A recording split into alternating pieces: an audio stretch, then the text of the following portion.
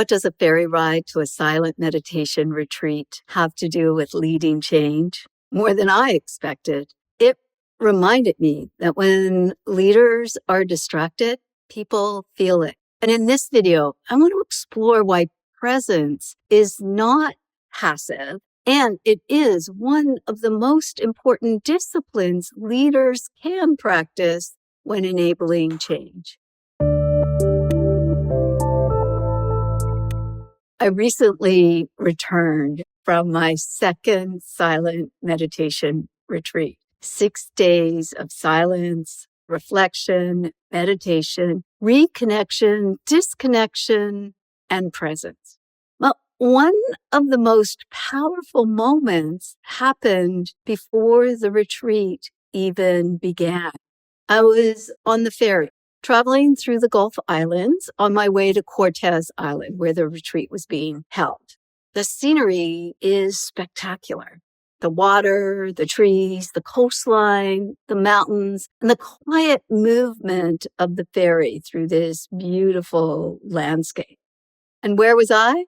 I was looking down at my phone. I was frantically checking last-minute emails, scrolling through some LinkedIn, and looking for anything I might have missed before I arrived and had to turn everything off. I felt this sense of pre-retreat urgency and a little bit of anxiety about being totally disconnected. I felt like I need to get at least one more thing done before I stepped away and completely disconnected. And then I heard it. My quiet inner voice said, "Put the phone away." Not dramatically, not critically, just clearly, put the phone away. The irony was not lost on me. Here I was on my way to disconnect and reconnect, and I was beginning the journey by staying attached to the very thing I was preparing to step away from. I was traveling toward silence and yet filling this space with noise. I was moving toward presence and missing what was right in front of me. So I listened. I took a couple of pictures, put my phone away, and sat back to take in the rest of the trip. I allowed myself to arrive before I had physically arrived. That experience has stayed with me. It's one of my takeaways from the retreat, not only because of its impact on me, but also because of what it revealed about leadership. Presence is a leadership practice.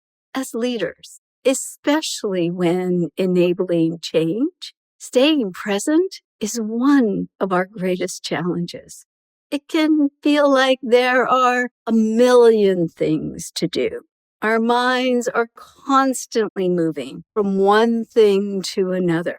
There is always another email to be sent, another communication, another meeting to prepare for, another timeline to manage, and another task required to keep the change moving forward. And all that sits alongside the ongoing work of just keeping your organization operating day to day.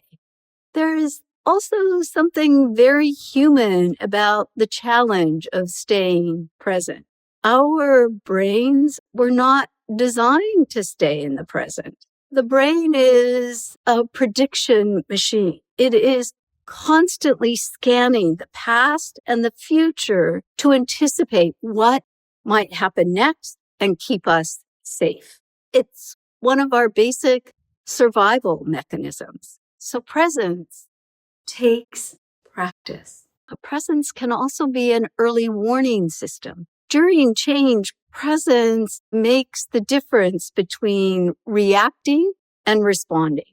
When we're present, we focus on what matters while still addressing what is urgent. We notice what is happening beneath the surface. We can recognize hesitation, not as resistance, but as a signal about people's level of readiness in that moment. We can sense when energy and discomfort are rising, when trust is waning, and when people are complying, but they're not yet committed. We can notice these signals earlier and can respond before it's too late. But none of this can happen when we are physically in the room or physically there, but mentally already in the next meeting, writing the next email, or making the next decision. Presence is not passive.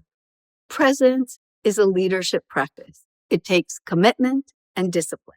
Productivity and progress during change are not just about getting things done. They're about enabling people to build the readiness needed for healthy and sustainable change.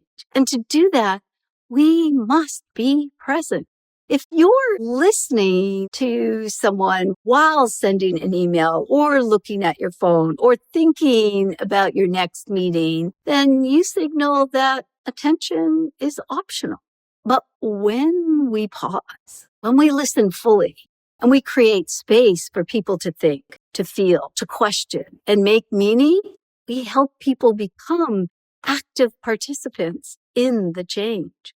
That moment on the ferry reminded me that sometimes the most important leadership move is not to do more. It is to come back to the present and focus on what is needed now, in this moment.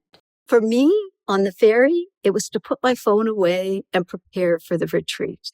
What do you need to do today to stay present?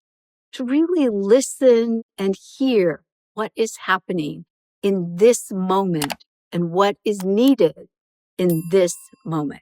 And if you're leading change and struggling or want some help, reach out today and let's connect.